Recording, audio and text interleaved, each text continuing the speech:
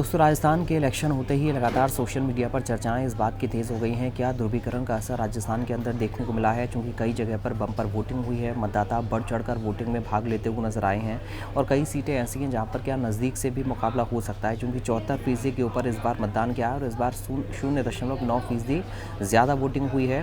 अब ऐसे में 50 से ज़्यादा सीटें ऐसी होंगी जो आकलन किया जा रहा है जिन पर जीत हार का जो अंतर है वो बहुत नज़दीक से रहेगा, यानी कि बहुत कम मार्जिन से रहेगा। अगर हम बात करें चुनाव की तो यहाँ पर सीएम अशोक गहलोत की गारंटी है, जातिगत जनगणना के वादों का मुकाबला मोदी के हिंदुत्व और पेपर लीक के मुद्दों के बीच में चला। स्थानीय विधायक की छवि को लेकर भी चुनाव की वोटिंग पर काफ़ी ज़्यादा असर देखने को इस बार मिल सकता है। इसके साथ ही बीजेपी के प्रचार में सबसे ज़्यादा जोर तुष्टीकरण के मुद्दे पर रहा। इसमें कन्हैयालाल की हत्या का जिक्र भी किया गया, प्रधानमंत्री से लेकर तमाम बीजेपी के नेताओं ने किया। इस पर वोटिंग का असर भी साफ तौर पर नजर आया। कन्हैयालाल के दोनों बेटे भी वोट डालने के लिए पहली बार पहुंचे।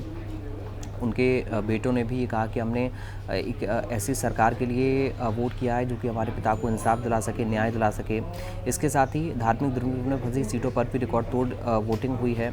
तिजारा की अगर हम बात करें तो पिछले चुनाव में 80.85% वोटिंग हुई थी, इस बार 85.15% वोटिंग हुई, यानी कि इस बार जो वोटिंग का परसेंटेज यहाँ पर अच्छा खासा बढ़ा है।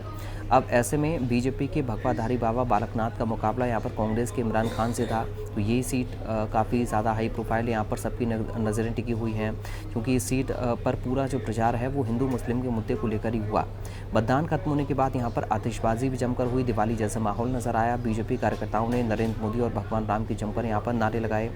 इसके साथ ही पुपकरण की अगर हम बात करें तो यहाँ पर भी दो धर्मगुरुओं के बीच में टक्कर हुई।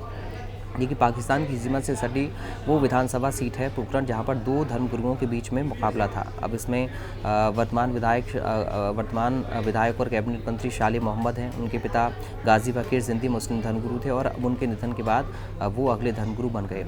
यहाँ पर शाले मोहम्मद का मुकाबला बीजेपी के महंत प्रतापपुरी से है, जो कि तारतरा मठ के प्रमुख भी हैं। तारातरा मठ के प्रमुख हैं और इस मठ का प्रभाव पूरे पश्चिमी राजस्थान तक है, तो इस सीट पर भी सबकी नज़रें टिकी हुई हैं।